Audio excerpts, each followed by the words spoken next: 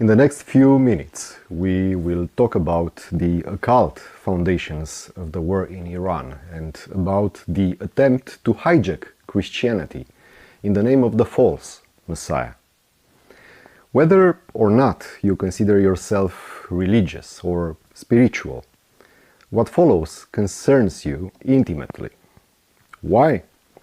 Because those who ignited this war, the war in Iran, are utterly convinced that their destiny is that of the chosen ones to usher the apocalypse.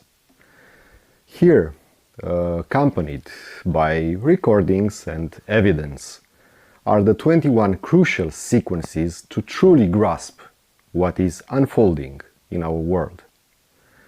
I urge you to stay until the end, for the narrative swells to a crescendo, and every thread will be woven together at the conclusion. From the fourth sequence onward, events become ever more intense. So let's begin. 1. At the very onset of the Iran war, Trump himself shared a clip from 2007 in which Kim Clement, the so-called singing prophet, recounts a vision. He was told, God will make Trump a trumpet. Here is the recording, shared by Trump himself just a few days after the start of the Iran war. Trump shall become a trumpet, says the Lord. No, you didn't hear me. Trump shall become a trumpet. Are you listening to me? I will raise up the trump to become a trumpet. What does it mean to call Trump a trumpet? It is a reference to the era of the 7 trumpets in the book of Revelation. Trump, along with his circle, believes his presidency fulfills the role of the 7th trumpet, the one that heralds the 3rd woe. In the tapestry of apocalyptic events, this is the very moment when the trinity of evil emerges, the beast from the sea and the beast from the earth, both steered by the Lord of darkness. Soon you will see why the 7th trumpet holds so much weight. The second element. Now, consider Trump's proclamation of himself as the apocalyptic trumpet, alongside the testimony of hundreds of American soldiers, who say their superiors assured them there is no cause for fear, for this war in Iran is ordained by God, woven into the very fabric of the apocalypse. Trump, they were told, was chosen by Jesus to ignite the conflict as an act of Armageddon. Anyone that wants to take the stage and talk about dual loyalty is dead wrong. What this organization represents, what Western civilization represents today, is an understanding that Zionism and Americanism are the front lines of Western civilization and freedom in our world today. 3.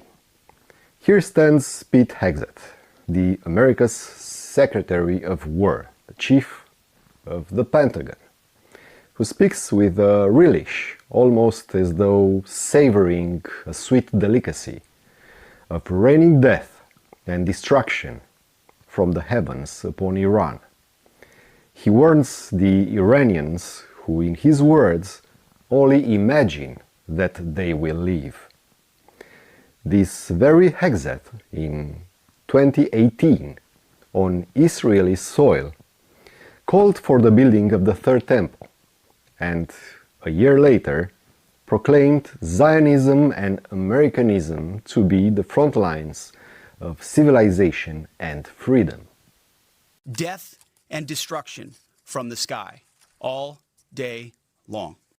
Flying over Tehran, flying over Iran, flying over their capital, controlling the skies, picking targets, death and destruction from the sky all day long.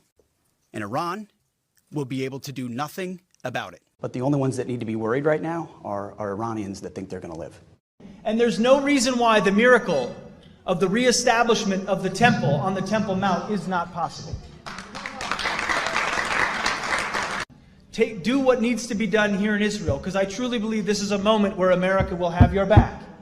You have Donald Trump in the White House. You have true believers in Israel and America that have your back. We unleash overwhelming and punishing violence on the enemy. We also don't fight with stupid rules of engagement. We untie the hands of our warfighters to intimidate, demoralize, hunt, and kill. Just days ago, after the US military bombed a school, claiming the lives of 164 girls, Hegseth, in blasphemous fashion, invoked the Psalms, beseeching God to bless his hands for battle. Blessed be the Lord, my rock, who trains my hands for battle and my fingers for war. Scripture drawing strength from Psalm 144. Blessed be the Lord, my rock, who trains my hands for war and my fingers for battle. 4. As I mentioned, from this pivotal moment, events spiral into the surreal. In 2024, Trump prayed at the grave of the 7th Chabad Lubavitch Grand Rabbi, Menahem Mendel Schneerson. Chabad, the most influential branch of Hasidic Judaism, draws from the Torah, the Talmud, and the mysteries of the Kabbalah. Grand Rabbi Schneerson, grounding all his oratory in the cult's foundational text, the Tanya, penned by Chabad's first Grand Rabbi, insisted upon a profound distinction between Jew and non-Jew. Jews, he taught, possess two souls, one merely human, the other divine and holy. Non-Jews, by contrast, have but a single soul, springing from the three impure kalipos, unclean shells, which are unkosher, devoid of goodness, and rooted in the realm of evil.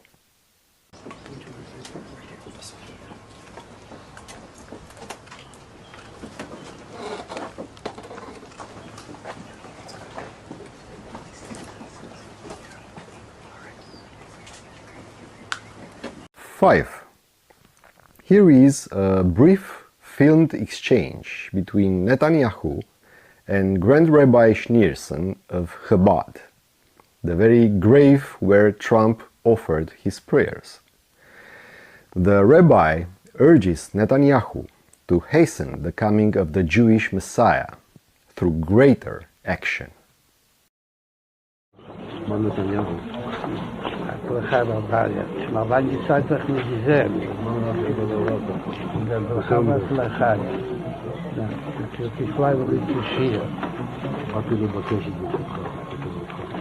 בכל העניינים.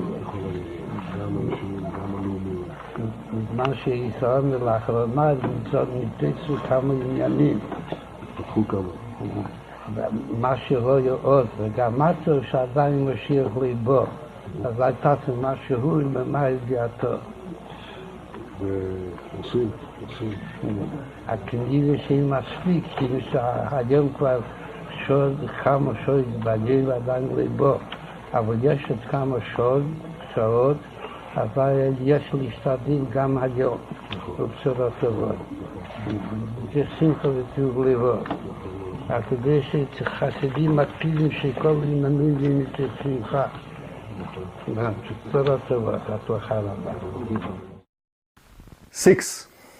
Another Chabad rabbi, Iser Weisberg, proclaims that Trump's survival after an attempt on his life was no accident. He is the chosen one, destined to place America at the feet of the Jewish Messiah and sweep away the enemies of Israel. And the fact that President Trump turned his head a mere second before the shot grazed his ear was clearly miraculous. I believe this man was chosen to be the one to represent Western society in greeting the Messiah in Jerusalem, chosen to bow his head in humility to Mashiach and to offer America's complete unconditional assistance to completely eradicate all of the enemies of the Jews and of God, and in the establishment of the eternal kingdom of the Messiah, son of David, who will lead all of mankind. 7. From the opening hours of this conflict, Israeli Prime Minister Benjamin Netanyahu invoked the ancient spectre of Amalek, likening Iran to the biblical foe vanquished by the Israelites of old. Donald Trump, for his part, declared all Iranians to be a people marked by terror, hatred, and genetic flaw, proclaiming it a singular honor to resolve the problem. But they really are a nation of terror and hate, and they're paying a big price right now. We read in this week's Torah portions, remember what Amalek did to you. We remember and we act. It's not the first time this reference is made by Netanyahu to justify violence against an adversary. In fact, his reference to Palestinians as Amalek was cited during hearings in the genocide case against Israel at the International Court of Justice. 8. The same Chabad rabbi, Isser Weisberg, expresses elation at the assault on Iran, claiming it to be the final requirement before the appearance and coronation of the Jewish Messiah. I'm super excited because what we're experiencing these days, the incredible, miraculous attack that the Israeli army is perpetrating against Iran, and the incredible success that they're having. It's all God's miracles, but I'm so excited because this is the last box that had to be checked. The last thing that had to happen before Mashiach comes was this attack with Iran, and there are so many prophecies that are all coming together. 9. Chabad Rabbi Isser Weisberg further asserts that the 7th Grand Rabbi of Chabad, Schneerson, though departed since 1994, sent a message to Netanyahu in 2025 via Argentina's president, Javier Milei, himself a zealous supporter of Chabad, urging him to strike and vanquish Iran in fulfillment of prophecy. And the Rebbe wanted to remind him about that bracha that the Rebbe gave him back in 1988. So the Rebbe sent his shliach. This time his shliach was a non-Jew, the president of Argentina. And he gave him a gift. An artist made a picture. It was taken from a photograph, but he made a beautiful picture. I'll put some links in the description. You'll see exactly. He gave him a picture of that time when he went to the Rebbe in 1988, and the Rebbe gave him this blessing. And with that, the Rebbe encouraged Netanyahu, remember that blessing I gave you? Now you need to use it. Don't be afraid. Go ahead and destroy Iran. You must do it.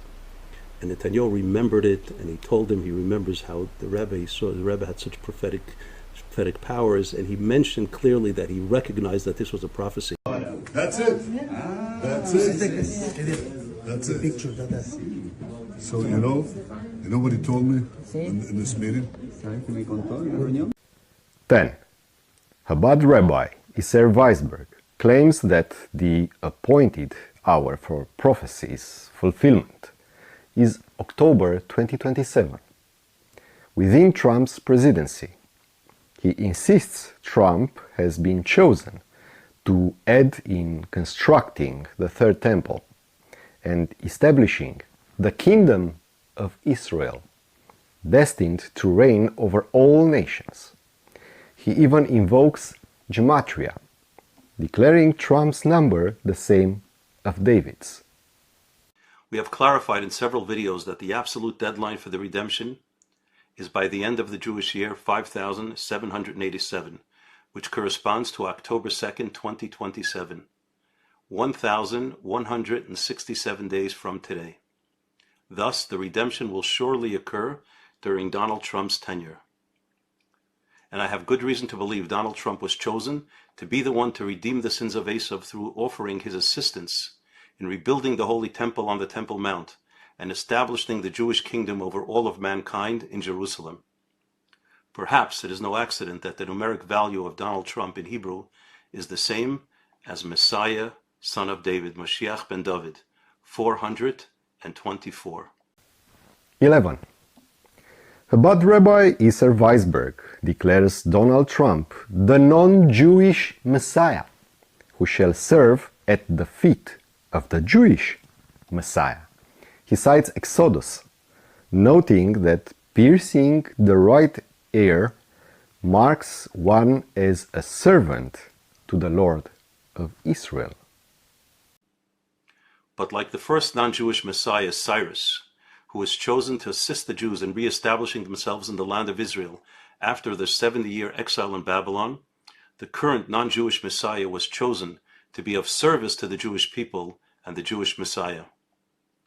President Trump's right ear was grazed in a symbolic gesture of Exodus 21:6, where the Torah states that a servant who wants to remain with his master needs to have his right ear pierced.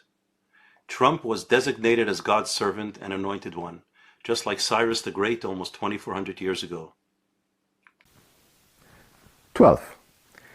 Perhaps you would argue that such beliefs belong solely to the Chabad and have no bearing on Christianity. Yet reality tells another tale. First, consider the words of self-styled Christian Zionist Michael Evans, head of the Friends of Zion organization. In Netanyahu's presence, he speaks without reserve of training and mobilizing millions of evangelical Christians to champion Israel's cause.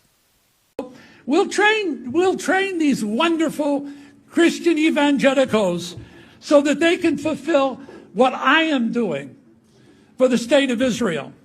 Secondly, we're creating Faz I, an online academy to train tens of millions of evangelicals. The power of the evangelical muscle is enormous. It represents almost 1 billion people. But no one ever harnessed it.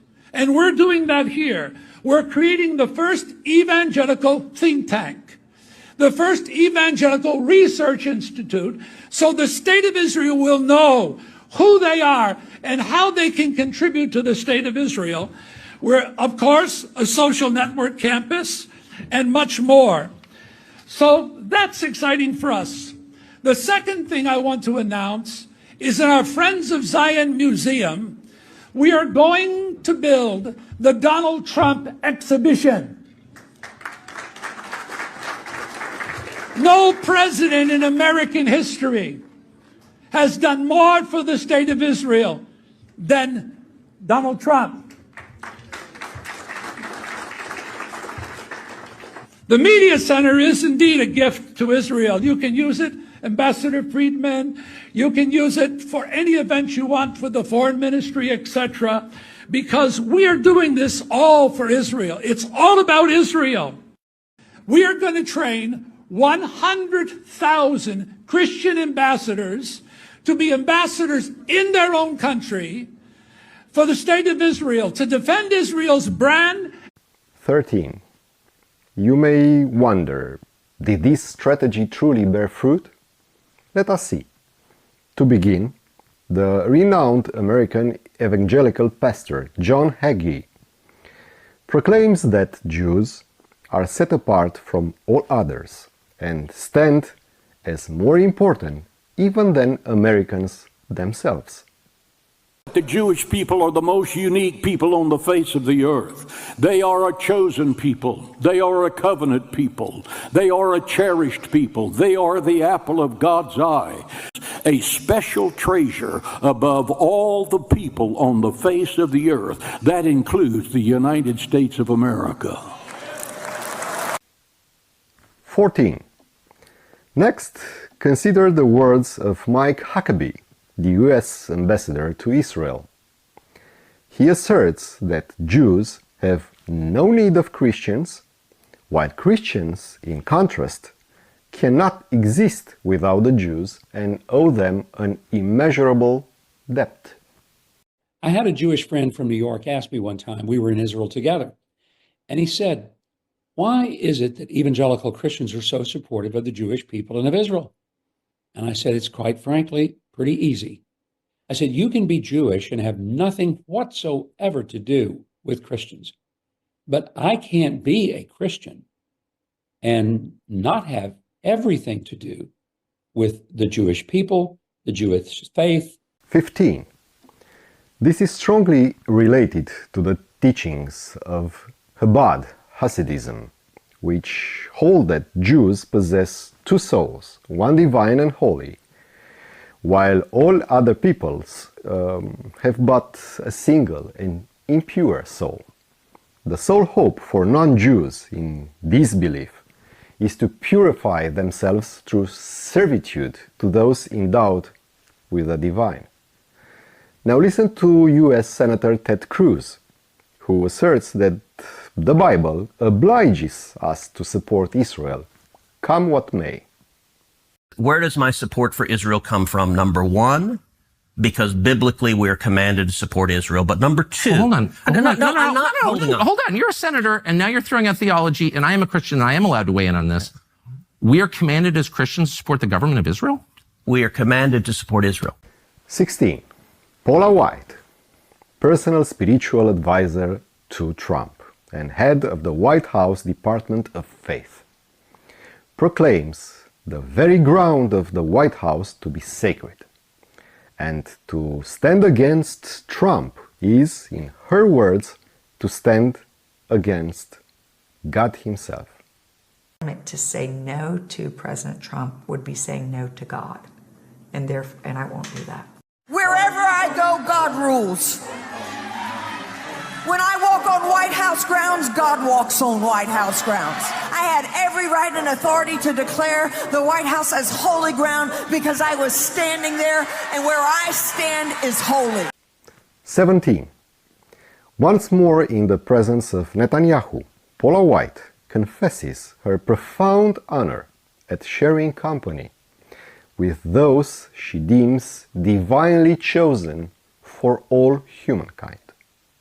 Just so honored to be sitting up here with, I believe, God's chosen for everyone. 18. And now, as a final note, we hear the US ambassador to Israel, we hear Paula White, and we hear Netanyahu himself, with Trump present, declare that God blesses those who bless Israel and curses those who curse Israel. It's simple. So if you read in Genesis that God blesses those who bless Israel and curse those who curse Israel, this gets pretty easy. We're not the root. We're just glad that we got on the tree. And it's so important to understand that. If you go back, of course, to Genesis 12:3, those that bless Israel will be blessed, and those who don't will be cursed. President Trump just said it. It's also in the Bible. It says, those who will bless you will be blessed, and those who will curse you will be cursed. And that's actually what is happening. Yet nowhere in the scriptures is such a claim made. The passage from Genesis speaks not of Israel, but of Abram, before he became Abraham, and before his lineage began. His children included not only Isaac, forebear of the Jewish tribes, but also Ishmael, father of the Arab peoples. Thus, the treaties are dubbed Abrahamic Accords. For Abraham stands as patriarch to both Jew and Arab alike. And since the Arabs too are Semites, to be anti-Semitic is by extension to be anti-Arab as well. 19. With all these threads woven together, it becomes clear why Trump, who now circulates videos casting himself as the apocalyptic trumpet of the end times, urged Christians before the last elections to rally behind him en masse, promising that never again would other elections be required.